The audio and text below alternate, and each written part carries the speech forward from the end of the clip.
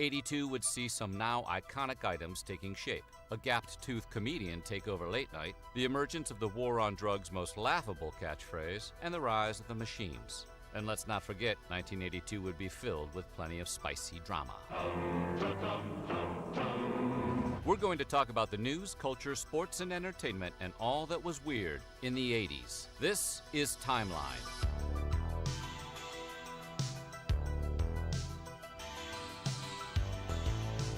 Today, we're moving on to 1982. But before we get started, be sure to subscribe to the Weird History channel and let us know in the comments below what you miss about the 80s. Okay then, are you ready to do 82? My lines, I can't remember my line, Gaffer. Don't worry, we've got you covered. This is 1982. Starting off in 82, 10-year-old Donnie Priest would be the sole survivor when his mother, Lee Vaughn, and stepfather and pilot, Ron Vaughn, flew a single-engine Grumman AA-5B plane into a snowy slope near the northeastern edge of Yosemite National Park. After spending 5 days in freezing weather, Donnie Priest was found by a search and rescue team. Priest lost both of his legs below the knee due to severe frostbite. Switching to the courts, the Honorable William Ray Overton voted in favor of Act 590 on January 5, 1982, also known as the Arkansas Balanced Treatment Act, which was a law that required the teaching of creationism in classrooms. Kids got a dose of real science with the theory of evolution, Charles Darwin, and genetics, as well as creation myths, Noah's Ark and Adam and Eve. We go to Cuba, where Ubra Blanca was a cow, but not just any cow.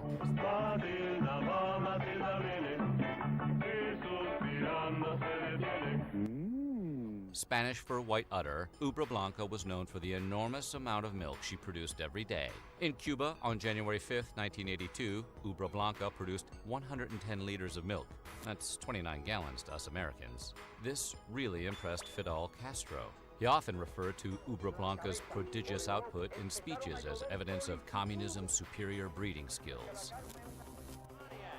3rd and 3. We'll see a pick of some kind on the right side, possibly. Montana looking, throwing in the end zone. Caught it! I Love Rock and Roll was originally recorded by the British band Arrows in 1975. The song went mostly unnoticed until Joan Jett and the Blackhearts recorded their version of it, released as a single on January 19th. Jett's version reached #1 on Billboard's Hot 100 exactly 1 month later, on February 19th. Staying with music, while performing at the Veterans Memorial Auditorium in Des Moines, Iowa on January 20th, during his Diary of a Madman tour, Ozzy Osbourne picked up a fake bat and bit its head off. Well, Ozzy at least thought it was fake. Mark Neal, a 17-year-old fan, threw a real bat on stage, as one apparently does when in Iowa. And due to fog machines, a flashing light show, and lots of drugs, Ozzy picked it up, held it above his head to the crowd, and proceeded to take a batty bite.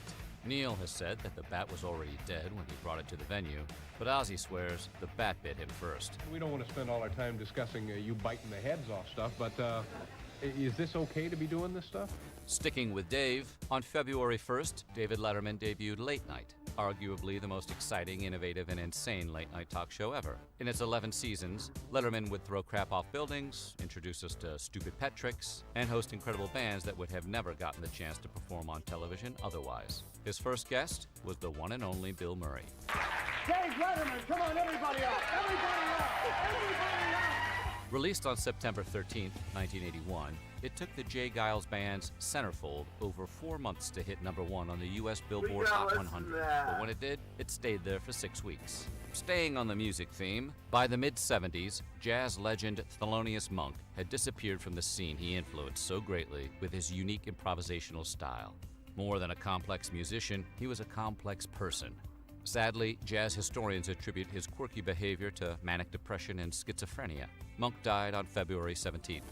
Another sad passing happened in March. Philip Kindred Dick, the world-renowned science fiction writer responsible for some of the genre's most influential work, died on March 2nd.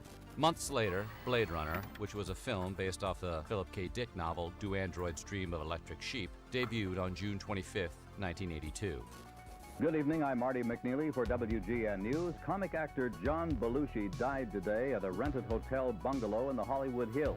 While holed up in the Chateau Marmont in Los Angeles, John Belushi would go on the last party bender of his life. Just after midnight, Belushi was visited separately by his friends Robin Williams, Robert De Niro, and Catherine Evelyn Smith, who we'd find out later was the person who injected Belushi with 11 speedballs, which led to his death. Smith eventually served 15 months in prison and was later deported to Canada. Now, we go to the New Orleans Superdome, where the North Carolina Tar Heels were down by 1 with less than 20 seconds left in the game. Freshman Mike Jordan then sinks a 16-foot jumper, helping the Heels win the NCAA championship. Shot, Jordan, Michael Jordan. On this night, Mike became Michael. We may see this Michael Jordan guy a few more times this decade. Jane Fonda's first exercise video debuted on April 24th, simply titled Workout. Inspired by her best-selling book, Jane Fonda's Workout Book, Fonda brought aerobics to the masses. Next, a music and crime story. While driving his 1977 Porsche Turbo Carrera near Sunset Boulevard, Rod Stewart was approached by an armed gunman in broad daylight. The gunman demanded the keys to Stewart's $50,000 wheels. That's $133,000 converted for inflation. Hopped in the car and sped off, leaving Rod and his 3-year-old daughter, Kimberly, on the curb. It doesn't pay to not pay your taxes. Actress Sophia Loren voluntarily surrendered in Italy and went to jail on May 19th. The charges stemmed from a discrepancy on her 1974 tax return, in which she filed in a lower tax bracket. She then served 17 days of a 30-day jail term in a women's prison. The beloved Satchel Paige. But his exact date of birth was one of the mysteries that came with him into the big leagues when he pitched his first game for the Cleveland Indians after being drafted from the Negro League. Jack, I'm going to tell you the truth. I don't think it, but a very few people in the United States know my age or where I come from even now, let alone know my age, because I've been playing ever since I was a kid. I never had a job. But still, they say I'm 100 years old, and everybody I meet, they say they played ball with me. Some of them's 100, some of them's 85 and 90. We now go to the courts. On June 15th, the Supreme Court made a landmark decision when it ruled that states cannot constitutionally deny students a free public education on account of their immigration status. The case began in 1977 when 4 immigrant families sued the Tyler, Texas school district after their children were kicked out and then told they had to pay tuition to gain entrance into their schools. Staying with the justice system, on June 21st, having been charged with 13 offenses, would-be assassin John Hinckley was found not guilty by reason of insanity. Hinckley wrote that the assassination attempt was the greatest love offering in the history of the world, in an odd way trying to win actress Jodie Foster's heart. I believe that it's, that the letters were assumed to have been, love type letters. But that he was extremely disappointed that Foster didn't accept in return his love for her. During the early 80s, the Soviets were trying to develop a pipeline that would carry natural gas across Siberia. Unfortunately, the Soviets lacked the computer software to manage the pumps, valves, turbines, and storage facilities that a pipeline of this scale would require. The United States had the software, but there was no way in hell Uncle Sam was going to sell the secret sauce to their Cold War foes. So when the CIA found out that the Soviets had been stealing classified government documents for years, they thought it would be the perfect opportunity to add a Trojan horse to their coveted pipeline software. The incorrect software code caused a major explosion of the Trans-Siberian gas pipeline. The result was a blast so monumental, balls of fire could be seen from space. Speaking of space, E.T. fell from the sky and into our hearts on June 11th. By the end of its theatrical run, it had grossed $359 million in North America and $619 million worldwide. At E.T.'s peak, Spielberg was earning $500,000 a day from his back-end stake. The Hershey Company's profits increased by 65% thanks to their product placement of Reese's Pieces. Besides E.T., another alien movie fell from the sky. For 100,000 years, it was buried in the snow and ice. Now it has found a place to live. Inside.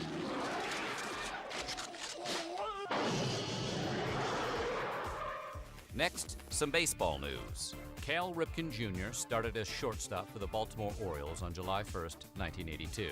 Cal Jr. would go on to play in 2,632 consecutive games, finally ending his streak on September 20th, 1998. Incredible moment. An amazing sight, almost overwhelming. On July 2nd, Larry Walters completed a 45-minute flight with 45 helium-filled weather balloons tied to an ordinary patio chair. Lawn Chair Larry rose to a little over 15,000 feet in altitude by Long Beach, California. Walters took with him a CB radio, sandwiches, beer, of course, a camera, and his pellet gun. The pellet gun naturally would be used to shoot several of the balloons in order to lose altitude and land. Unfortunately, Larry's balloons got tangled up in power lines, and he was arrested after freeing himself from his aircraft. It wasn't all bad, though. Walter's flight would go on to help inspire the 2009 Pixar film, Up. Staying with the movies, tragedy struck the set of Twilight Zone, the movie, when a stunt helicopter crashed, killing actor Vic Morrow and 2 child actors, Micah Din Lee and Renee Shin-Yi Shen, both hired illegally. Director John Landis and 3 others involved with the movie were eventually acquitted of manslaughter charges in a 9-month trial which spanned 1986 and 87. This is a terrible, terrible accident that obviously will cause pain and anguish to all of us for the rest of our lives. Steven Spielberg, the co-producer of the movie, was so disgusted by Landis' handling of the situation, he ended their friendship. A moment for video game nostalgia. Atari was the leader in home video game consoles for 5 or so years. But on August 1st, ColecoVision debuted. Because your vision is our vision. ColecoVision. The ColecoVision console offered a better user experience, with graphics and gameplay that was closer in comparison to the game systems one would find at a video game arcade. Unfortunately, ColecoVision was discontinued in 1985 when Coleco withdrew from the video game market. On August 27th, Rickey Henderson broke Lou Brock's Major League single-season record by stealing his 130th base in the 3rd inning against the Milwaukee Brewers, where he'd go on to steal 3 more that game. The first commercial compact disc was produced on August 17th. The artist? Conclusion of the Trans-Siberian Gas Pipeline. The result was a blast so monumental, balls of fire could be seen from space. Speaking of space, E.T. fell from the sky and into our hearts on June 11th. By the end of its theatrical run, it had grossed $359 million in North America and $619 million worldwide. At E.T.'s a lighter. I can't find a lighter half the time in here.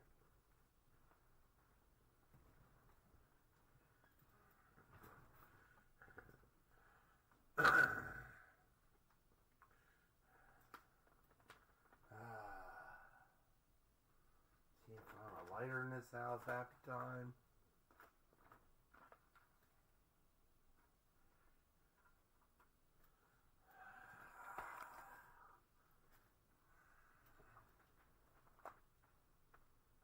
There we go. There we go.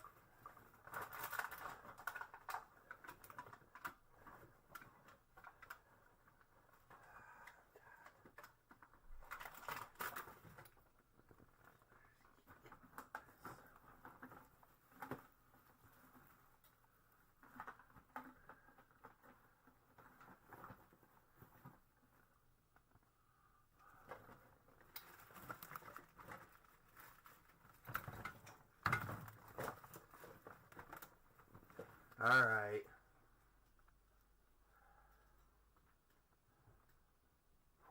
Where'd my lighter go? Using everything in this house.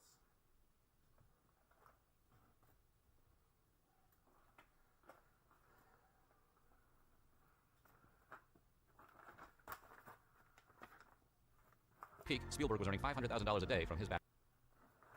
There we go.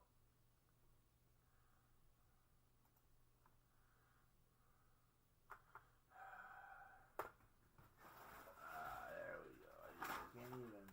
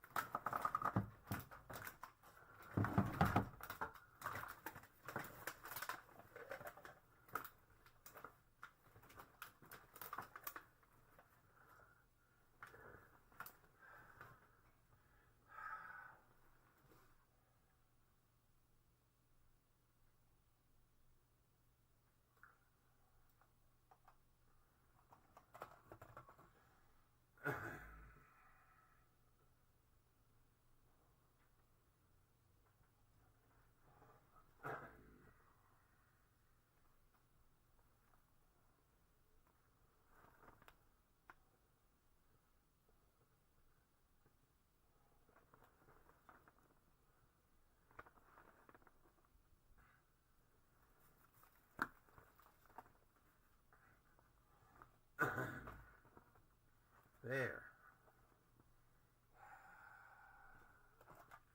Finally. Just over a cigarette.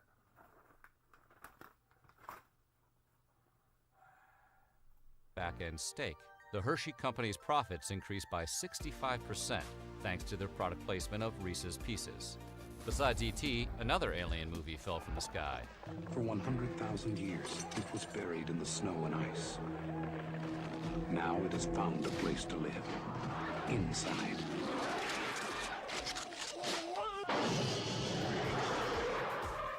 Next, some baseball news. Cal Ripken Jr. started as shortstop for the Baltimore Orioles on July 1st, 1982. Cal Jr. would go on to play in 2,632 consecutive games, finally ending his streak on September 20th, 1998. Incredible moment. An amazing sight, almost overwhelming. On July 2nd, Larry Walters completed a 45-minute flight with 45 helium-filled weather balloons tied to an ordinary patio chair. Lawn Chair Larry rose to a little over 15,000 feet in altitude by Long Beach, California. Walters took with him a CB radio, sandwiches, beer, of course, a camera, and his pellet gun. The pellet gun naturally would be used to shoot several of the balloons in order to lose altitude and land. Unfortunately, Larry's balloons got tangled up in power lines, and he was arrested after freeing himself from his aircraft. It wasn't all bad, though. Walter's flight would go on to help inspire the 2009 Pixar film, Up. Staying with the movies, tragedy struck the set of Twilight Zone, the movie, when a stunt helicopter crashed, killing actor Vic Morrow and two child actors, Micah Din Lee and Renee Shin-Yi Shen, both hired illegally. Director John Landis and 3 others involved with the movie were eventually acquitted of manslaughter charges in a 9-month trial which spanned 1986 and 87. This is a terrible, terrible accident that obviously will cause pain and anguish to all of us for the rest of our lives. Steven Spielberg, the co-producer of the movie, was so disgusted by Landis' handling of the situation, he ended their friendship. A moment for video game nostalgia. Atari was the leader in home video game consoles for 5 or so years. But on August 1st, ColecoVision debuted. Because your vision is our vision. ColecoVision. The ColecoVision console offered a better user experience, with graphics and gameplay that was closer in comparison to the game systems one would find at a video game arcade.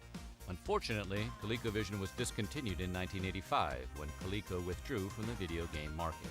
On August 27th, Rickey Henderson broke Lou Brock's Major League single-season record by stealing his 130th base in the 3rd inning against the Milwaukee Brewers, where he'd go on to steal 3 more that game. The first commercial compact disc was produced on August 17th. The artist? The classical composer Claudio Arrau, a Chilean pianist best known for his interpretations of 20th century composers. The album? Arrau's 1979 recording of Chopin waltzes. We turn to some true crime. While delivering newspapers between 6 a.m. and 7 a.m. on September 5th in Des Moines, Iowa, 12-year-old Johnny Gosch disappeared without a trace, but was presumed to be kidnapped. 2 years later, Gosch, along with another missing boy, Eugene Martin, became the children to be featured on the National Child Safety Council's new Missing Children Milk Carton program in the United States. We go to Monaco. On September 13th, Princess Grace Kelly was driving back to Monaco from her country home in Roquegel when she lost control of her 1971 Rover P6 3500, driving off the steep, winding road. Kelly was taken to the Monaco hospital with injuries to the brain, thorax, and a fractured femur. Doctors surmised that she had suffered a minor stroke while driving. Princess Grace died the following night. A first for pop culture journalism. Although USA Today was first distributed to the Baltimore and Washington, D.C. metropolitan areas on its launch date of September 5, 1982. Scott Fahlman, a computer scientist and professor emeritus at Carnegie Mellon University, used to be part of a primitive online message board with his computer science community. Yes, there were online message boards in 1982, and they were used by Fahlman and his colleagues. The problem? People on this group chat used to pepper in sarcastic comments and jokes. On September 19, 1982 at 11:44 a.m., Fahlman posted this note, which would solve everything. From Scott E. Fahlman. I propose the following character sequence for joke markers: : right parenthesis. Actually, it is probably more economical to mark things that are not jokes, given current trends. For this, use : left parenthesis. Ah, the innocence of it all. The 1982 NFL strike, which began on September 21st, wasn't the first instance when football players walked, but at the time it was the longest stretch fans went without a game. Stadium without professional football is about as unusual as a Cleveland winter without snow. A football player strike wouldn't stop the snow, but it would empty out the stadium and a lot of people's pockets as well. After 57 days, the Players Union and the NFL came to an agreement, and the Washington Redskins eventually went on to beat the Miami Dolphins in a shortened 9-game season. September of 1982 brought some NBC classics. The precious hours spent in the familiar abode with loved ones playing a heartwarming game such as this are what make memories that one can treasure for all eternity. When did all that occur to you? As I was coming down the stairs. All right. Might as well put on some music. Oh, weird gadgets. You'd think they'd give you a radio. What would you like to hear? What the hell was that?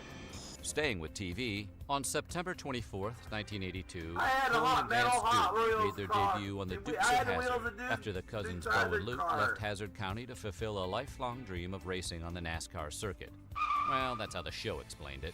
In reality, John Schneider and Tom Wopat filed a lawsuit against Warner Brothers for $25 million, alleging that Warner had shortchanged them Duke boys on royalties. After Coy and Vance's Season 5 ratings tanked, Warner Brothers ponied up the dough, and Bo and Luke were written back into Season 6. While Coy and Vance, well, Brian Cherry, who played Coy Vance, went on to play Deputy Will Roxy on an episode of Murder, She Wrote. That's cool. We find ourselves in an unsolved crime story. It all started on September 29th, when 12-year-old Mary Ann Kellerman of Elk Grove Village, Illinois, died after taking the over-the-counter pain reliever. Within the next few days, 6 more people died, but it wasn't until 2 Chicago firefighters, Richard Keyworth and Philip Capitelli, realized that all 7 victims had taken extra-strength Tylenol prior to becoming ill. While every bottle of Tylenol was recalled, the only contaminated capsules were found in the Chicago area. As far as we know, the children's Tylenol, the chewable, have not been implicated yet. To this day, the culprit has never been caught, but the murders led to new tamper-proof medicine containers and hundreds of copycat attacks.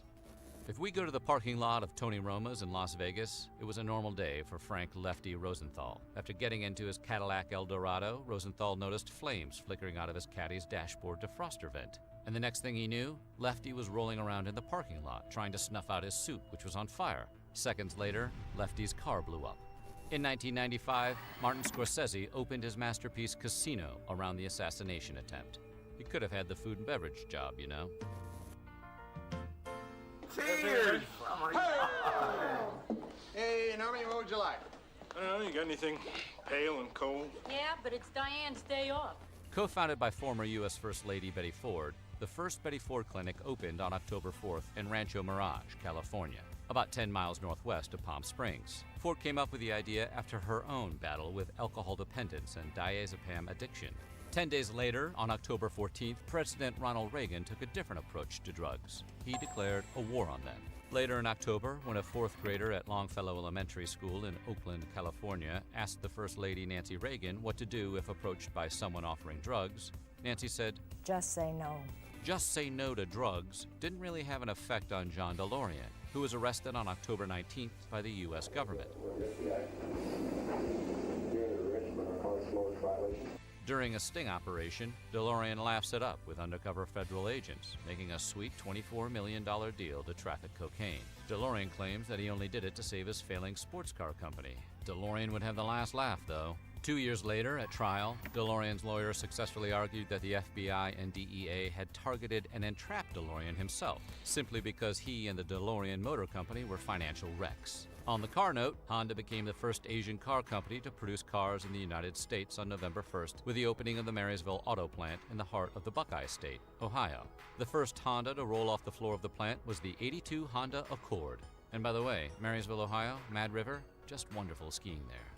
To the world of sports. We go to Caesars Palace in Las Vegas on November 13th, where a 21-year-old Ray Boom Boom Mancini was set to defend his WBA lightweight title against the 23-year-old South Korean challenger, Duk-Koo Kim. After 14 brutal rounds, the ring referee called the fight on a TKO, and the victorious Mancini kept his title. Moments later, Kim collapsed and fell into a coma, having suffered a subdural hematoma. Kim died 4 days later. The impact was great. Mancini blamed himself for Kim's death and fell into a deep depression for years. 3 months after the fight, Kim's mother committed suicide. And on July 1st, 1983, the fight's referee, Richard Green, also ended his life. Coming back to music, Michael Jackson released Thriller on November 30th. At its peak, Thriller sold 1 million copies worldwide per week. And by the end of 1983, it became the best-selling album of all time, having sold 32 million copies. I also forgot to thank Quincy's wife, Peggy Jones. She was a great help on the E.T. album. You hate to see this happen. On December 6th, Maureen Marder signed an agreement with Paramount Studios which stated they had the rights to her life story for a cool $2,300. That's a little over $6,100 now. The thing is, Marder was a construction worker by day and a stripper at night with the dream of one day becoming a professional dancer. When Flashdance debuted and earned a cool $201 million, with none of that cash going into Marder's pocket. Christos Potamitos was the only guard on duty at the Century Armored Courier Corporation when the company was robbed of $11.4 million, the biggest cash theft in America at the time. It didn't take long for the prosecutors to figure out that Potamitos was the inside man, allowing Eddie Argatakos, his partner in crime, to tie him up to make it look like he was overpowered. Potamitos and Argatakos got 15 years, but the thing is, only $1 million was ever recovered. Prosecutors insisted that Potamitos and Argatakos hid the money before they were convicted, so they could retrieve it if they got caught. Liam Hemsworth, Emma Roberts, and Dwayne Johnson co-starred in Empire State, which was based on the heist. Did anyone actually see that movie? Here's an odd accolade. On December 26, Time magazine named the personal computer its Man of the Year, or in this case, Machine of the Year. Finally, one last sports story. After a 6th-place SEC finish in the '82 season, Paul William Bryant coached his final game at the Liberty Bowl on December 29, 1982, in a 21-15 victory over the University of Illinois. After the game, Bryant was asked what he planned to do now that he was retired. He replied, probably croquet a week. He wasn't far off. The beloved coach lived for one more month, dying on January 26, 1983. 1983 was just a few days off. It would be a year where we would see a ride in space, moonwalks, and lucky stars. But that is for next year. You're just going to have to wait a minute or two. So what do you think? What is your highlight of 1982? Let us know in the comments. 1983. It was a thriller of a year where we would see many highs and lows. From the ugly side of the Cabbage Patch Kids craze to the first man to moonwalk on TV, and a Mohawk man with a bad attitude who would pity a fool. While every breath you would take would feel like somebody was watching you, there were some good clean moments. Fresh and clean as a whistle. That's Irish Spring. Today, we're going to talk about the news, culture, sports, and entertainment and all that was weird in the 80s. This is Timeline. Today, we're on to 1983. But before we get going, be sure to subscribe to the Weird History channel and let us know in the comments below what 80s story you would like to hear more about. Okay then, are you ready to see 83? Say hello to my little friend! Good enough for us. This is 1983. We start off with sports. The new United States Football League, or USFL if you're saving time, held its first player draft in New York on January 4th. While the USFL had first crack at all incoming collegiate football players, the incoming rookies shied away from the new league, which was not good news for the league. Dan Marino was drafted in the first round as the first pick by the Los Angeles Express. He declined LA's offer and months later signed with the Miami Dolphins. The USFL would go on for 3 seasons, folding in 1986 after a failed antitrust lawsuit against the NFL, which was led by New Jersey Generals owner Donald J. Trump. A notable weird birth. South Korea says that Kim Jong-un was born on January 8, 1983. North Korean government officials insist that the year was actually 1982. Wow, American records show that the year was actually 84. This is the kind of uncertainty that consistently follows North Korea's supreme leader. Kim Jong-un succeeded his late father, Kim Jong-il, in 2011. He also made a friend for life with Dennis Rodman in 2013.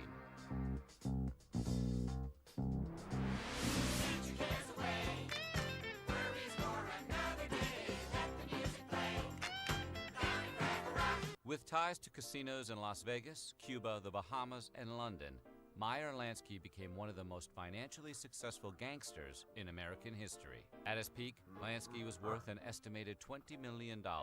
That's over $200 million adjusted for inflation. When he died of lung cancer on January 15, 1983, Lansky had $57,000 to his name. Maybe you can hire the A-Team. I love it when a plan comes together.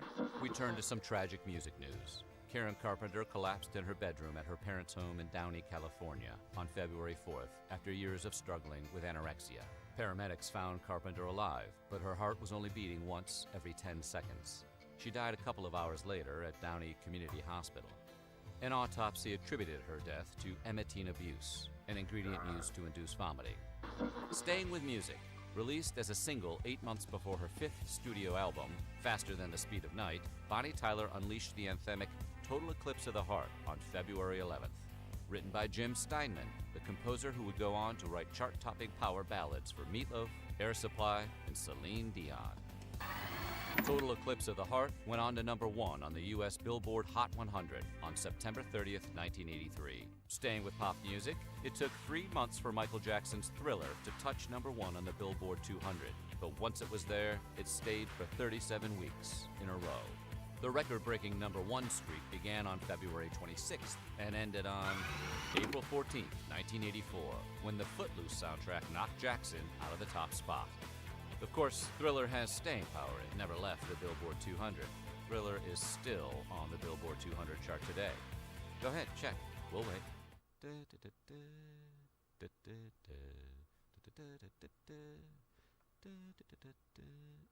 Told ya. Channel now to network TV, and after 11 seasons, MASH ended its run with Goodbye, Farewell, and Amen. The series finale was so highly anticipated, CBS sold commercial space in 30-second blocks for $450,000, even more than what NBC was charging for Super Bowl ad space that year. MASH still holds the title for the most watched episode of any television series with a total audience of 121.6 million people. The 2-hour series finale was the most watched television broadcast in American history until 2010 when Super Bowl 44 came around. For some fashion news, and finally, Swiss design for the people. The plastic swatch debuted in Zurich, Switzerland on March 1st, 1983, when watchmaker Nicholas Hayek responded to the decline in sales of costly Swiss watches. The low price of $40 meant anyone could afford a Swiss timepiece. Nowadays, a Keith Haring swatch fetches over $1,000 on the collector's circuit. Now for some weird weather. On the morning of March 1st, 1983, Los Angeles got hit by a surprise tornado. The twister destroyed homes, cars, businesses, and even ripped off a good chunk of the LA Convention Center's roof. The tornado's path paralleled the 110 freeway for close to 4 miles, tearing a half-mile wide gash through downtown LA, killing 9 people, seriously injuring 30 more, and flattening 150 buildings. Turning to technology, the first commercial CD player, the iconic Sony CDP-101, beep boop bop beep beep boop, made its first appearance in Japan on October 1st, 1982. Unfortunately, everyone else in the world had to wait until March 19th, 1983 to play their $17 compact discs. But after 100 years of popping vinyl and warped tape, Sirius Audiophiles were more than thrilled with the $1,000 price tag for crisp, clean sound with no noise interference, even if the sound was a bit hollow and tinny. In a nationwide television address, President Ronald Reagan announced his proposal for the Strategic Defense Initiative on March 23rd. Reagan claimed that the missile defense system would protect the United States from ballistic nuclear missiles. The following day, the Washington Post quoted an angry Senator Ted Kennedy, who said Reagan's defense proposal was reckless Star Wars schemes. The program's nickname, Star Wars, stuck. Over 10 years, the government spent around $30 billion on developing Reagan's Star Wars, but the program went nowhere. If you were watching it live on March 25th, you remember exactly where you were when Michael Jackson moonwalked across the Civic Auditorium in Pasadena, California. The occasion was Motown 25, Yesterday, Today, Forever, a televised special to celebrate Motown's 25 years in the music business. When Michael Jackson slid across the stage during the guitar break in Billie Jean, it was as if time froze for a second. Cream eggs from Cadbury. Why, they're the best thing to come along since the Easter Bunny, and when he's gone, they're gone.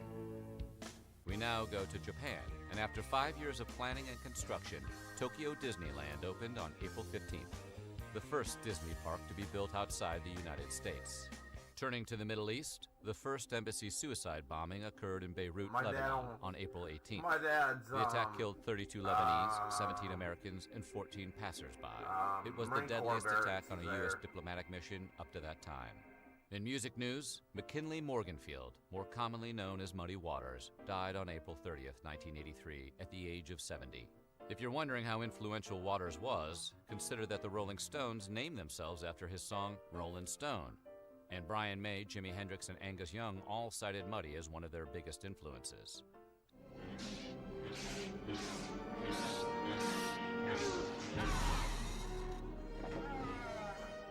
Was the wrong computer. Shall we play a game? How could I ask you that? How about global thermonuclear war?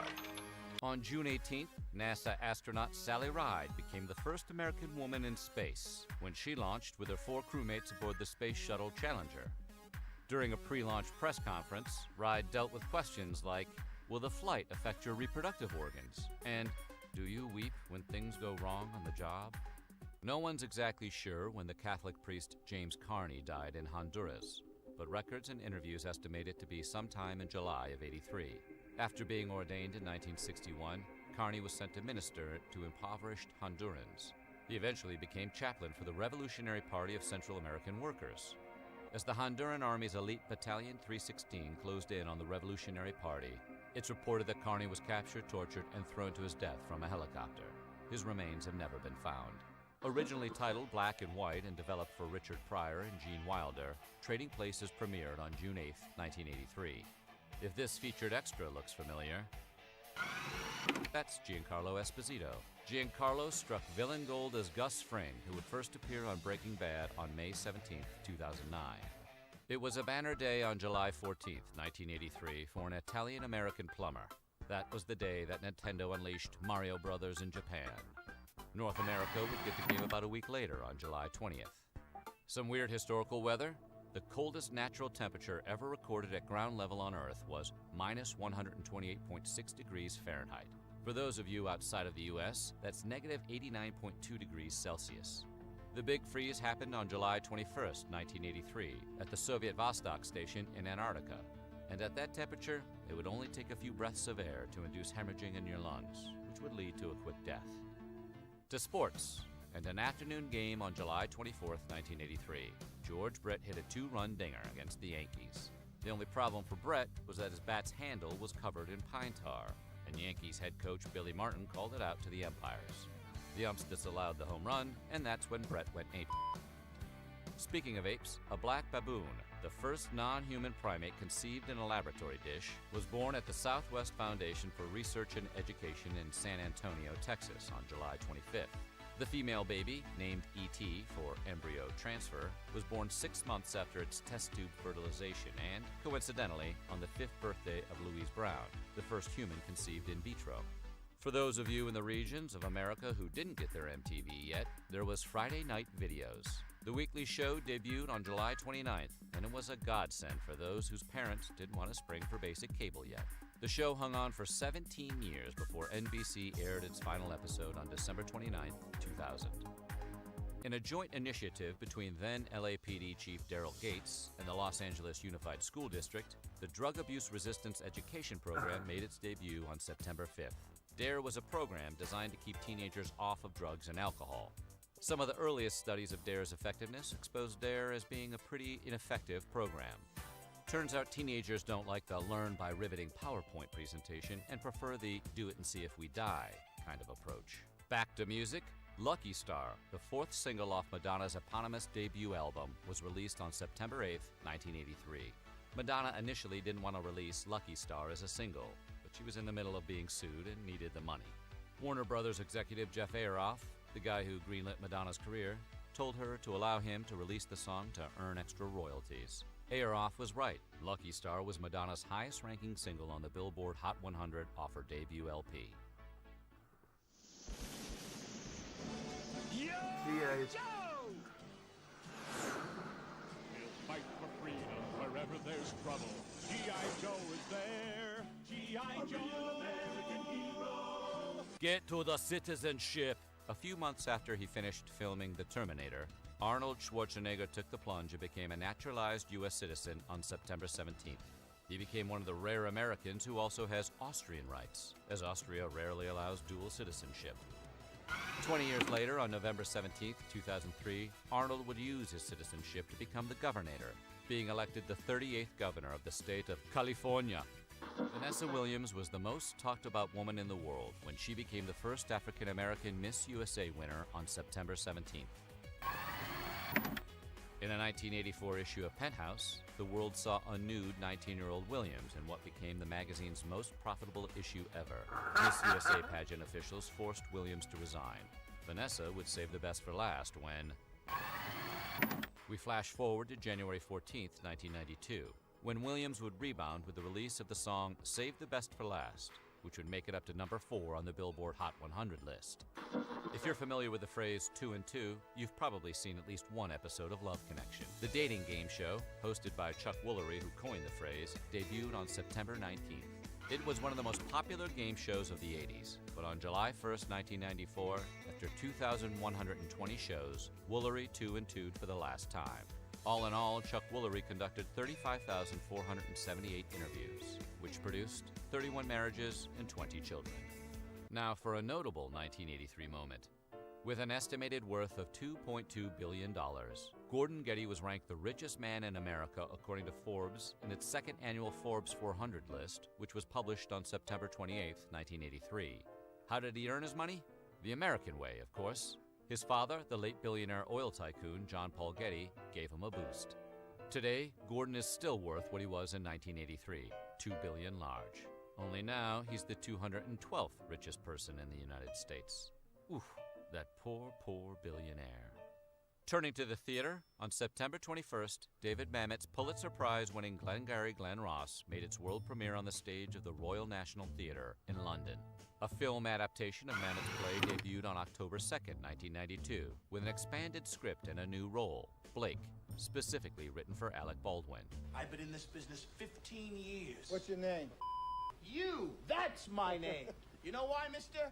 Because you drove a Hyundai to get here tonight. I drove an $80,000 BMW. That's my name. Here's something you didn't realize about the 80s. The world almost experienced Armageddon on September 26, 1983. My birthday! But thanks to Lieutenant Colonel Stanislav Petrov of the Soviet Air Defense Forces, you're here watching this video instead. The near-nuclear annihilation happened several weeks after the downing of Korean Airlines Flight 007 over Soviet airspace.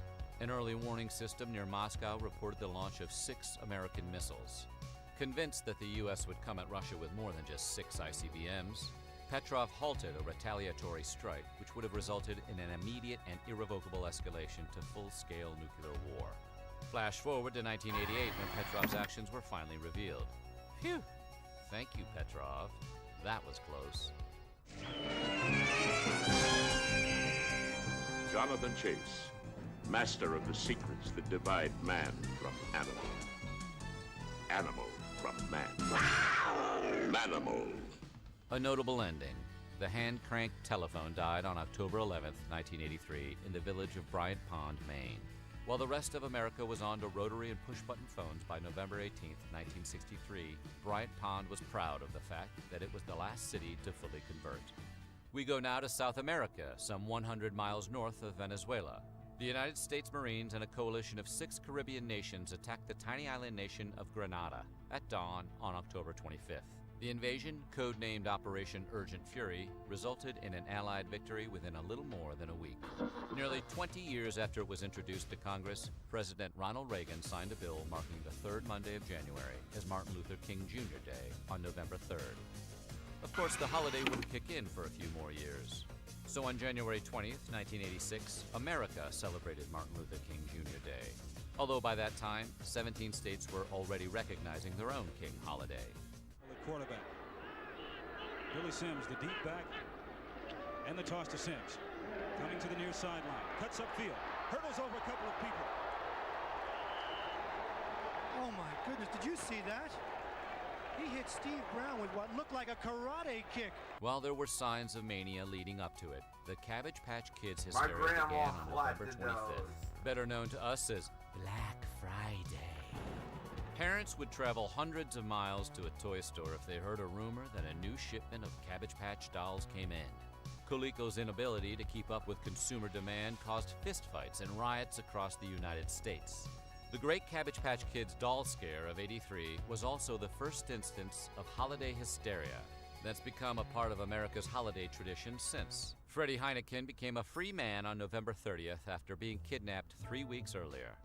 Heineken, CEO of Heineken Beer, as well as one of the richest people in the Netherlands, was released on a ransom of 35 million Dutch guilders. That's 17,495,961 American dollars. Adjusted for inflation, Heineken's freedom cost a bit over $45 million. It took the 5 kidnappers 5 years to plan the job, and it was the highest ever paid for a kidnap victim at the time. The kidnappers were eventually caught and sent to prison. Crime does pay, you just can't keep it. If you had cable and you were around a TV on December 2nd, you were watching Thriller's debut. John Landis, 16 months after the deaths on his Twilight Zone set, directed the $900,000 video on 35mm film. Former Secretary of Defense Donald Rumsfeld met with Saddam Hussein on December 20th, 1983, to show America's support for the regime despite its use of chemical weapons. The U.S. was pushing for the Iran-Iraq war to end, and Rumsfeld was sent to the Middle East to serve as a mediator and do the bidding of President Reagan. And that's how 1983 would end. 1984 was just on the horizon. It would be a year for fashion, fast food, and Olympians, but that is for next year. Until then, you can have a snack while you wait for 84 to come. For a taste that's crispier than ever before. Mrs. Paul's crispier, crunchier fish sticks and fillets. So what do you think? What story would you like to see a full video on? Let us know in the comments below, and while you're at it, check out some of these other 80s videos from our weird history. What do you think, guys?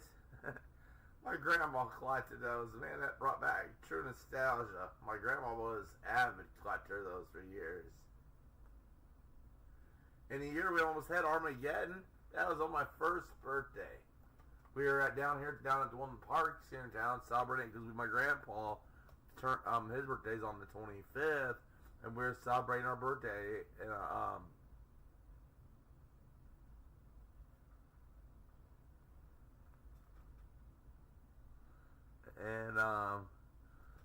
we were celebrating both our birthdays that day. Wow, thank you, Mr. Petroff, for saving our lives. That was my birthday. I was born on the year that Armageddon was avoided. We had Armageddon.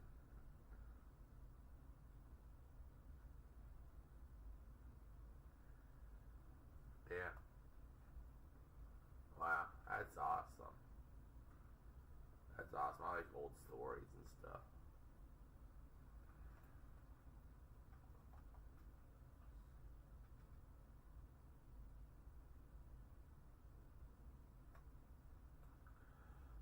Hey, let's say something. Say something funny. Cam, you really should get that looked at, man. She's got a bad headache, that's all.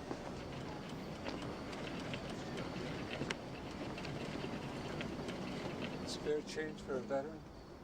Vietnam? Yes. It's not your fault, son. You've been fucked by the system. If you were a nigger, you could get a meal. Give a couple bucks. Nice tea. God bless. I can't fucking believe this shit, Cameron. If it takes me a year, I'm gonna put my boot to that fucking head. He's a traitor, pussy. You got that right. I'll tell you something. We'd be pussies, too, if we got treated the way he did. What do you mean? Mitch McCormick called. He was doing time with Derek. He said that Derek was a fucking blow-up doll in there. What? One thing about being in prison, Seth, it separates the men from the girls, if you know what I mean. And I'll tell you this, Derek changed when he was in prison. And I'm worried about it. He starts talking to people, we could be in some serious shit. Well, somebody has got to take him down. I'm gonna fucking take him down. All right. Something else I want to tell you. I think that you are ready to step up in rank. 1983. It was a Oh, trolls again, but I'm back. I'm taking a break from stream. I'll be back on the 9th, 6 more days.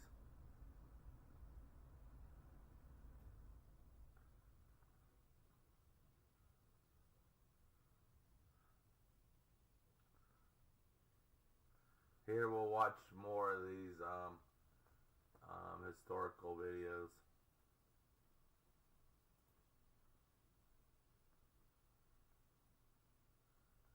Watch YouTube. Do reaction.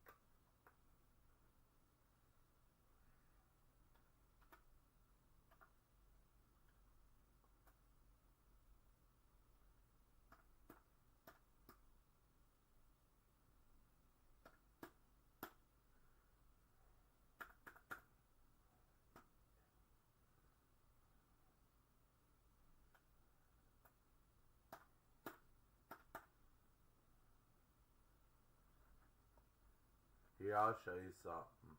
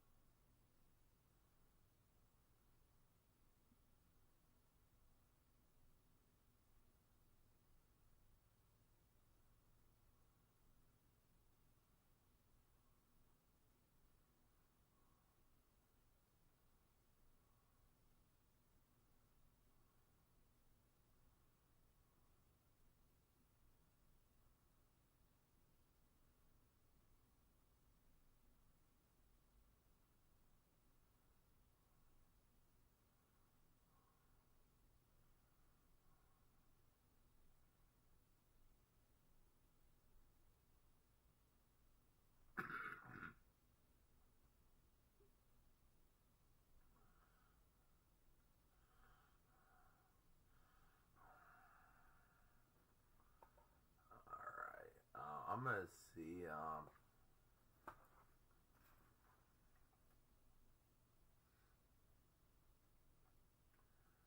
our old one.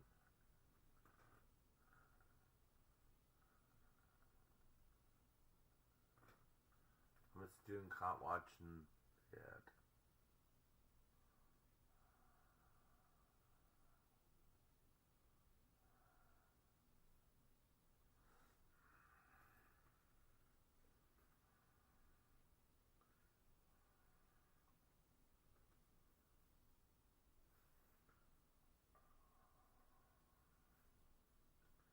Yeah, I don't know what else to watch.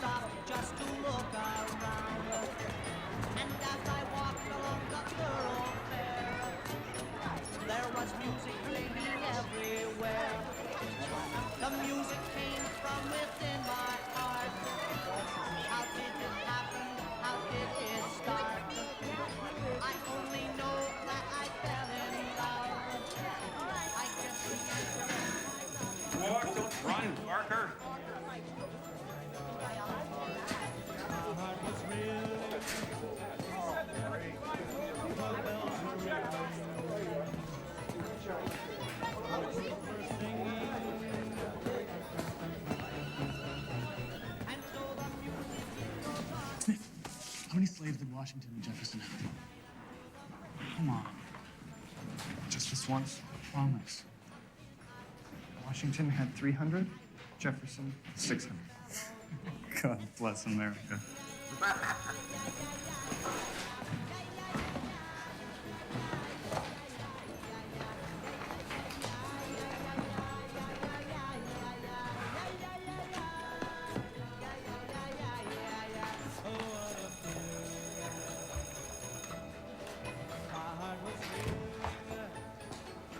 Thomas, you'll lead the pledge today.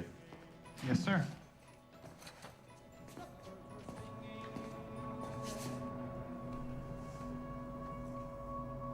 Class, rise.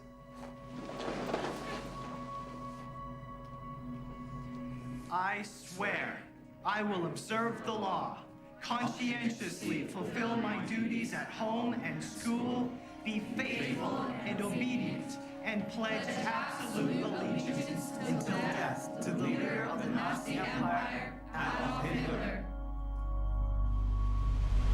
Sieg Heil! Sieg Heil! Sieg Heil!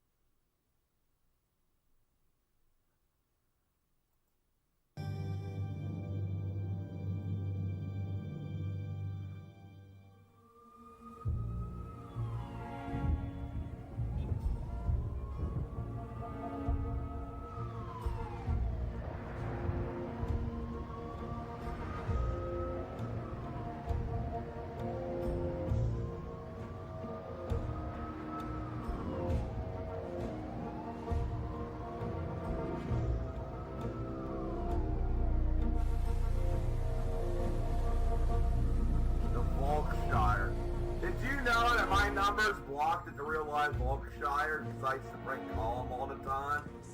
And the Volkshire in real I'm life. afraid this will take a few hours. I'm sure you'll want to get some rest. I used to prank call them all the time. Zeigen Sie dem Reichsmarschall sein Zimmer. Ich bevorzuge die 55. Panzerdivision mit dem Zug durch Wyoming und die 83. mit dem Zug durch New Mexico.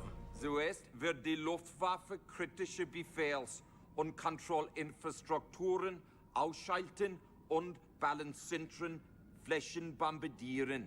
San Diego, Los Angeles, San Francisco, Seattle und so weiter. Forgive me, General, how much value to the Reich will these cities have if they're reduced to rubble? The aerial assault will break the will of the population. Next, our panzer divisions will cross the border from the neutral zone in a blitzkrieg strike. Supported by our Wehrmacht battalions, we will have control of the west coast within a week.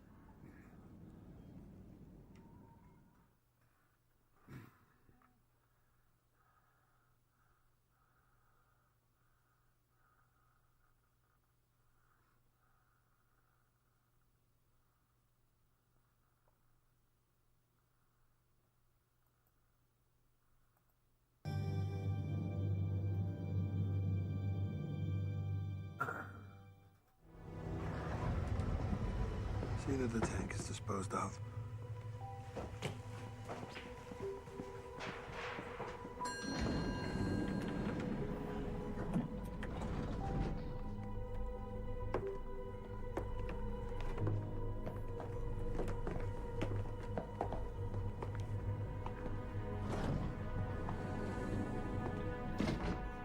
Only an American can rule America. I found your words quite moving, but seems they found your speech unpersuasive. The others were more pragmatic.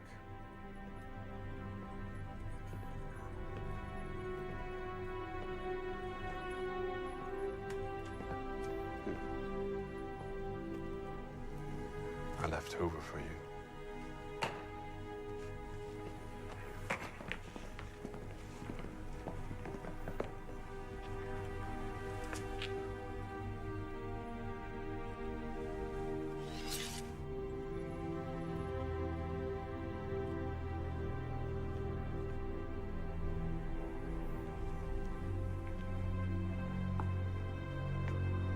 I am not gonna beg for my life. No. I wouldn't listen anyway.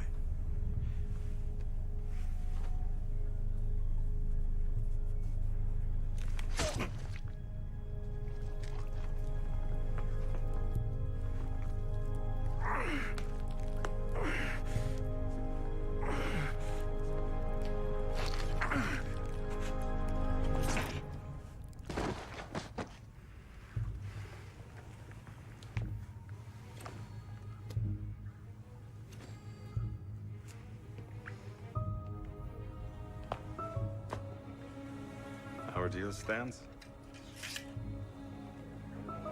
North America is yours. And the rest of the Reich is yours. You have complete autonomy. Heil Kurtzman! Hi, Smith.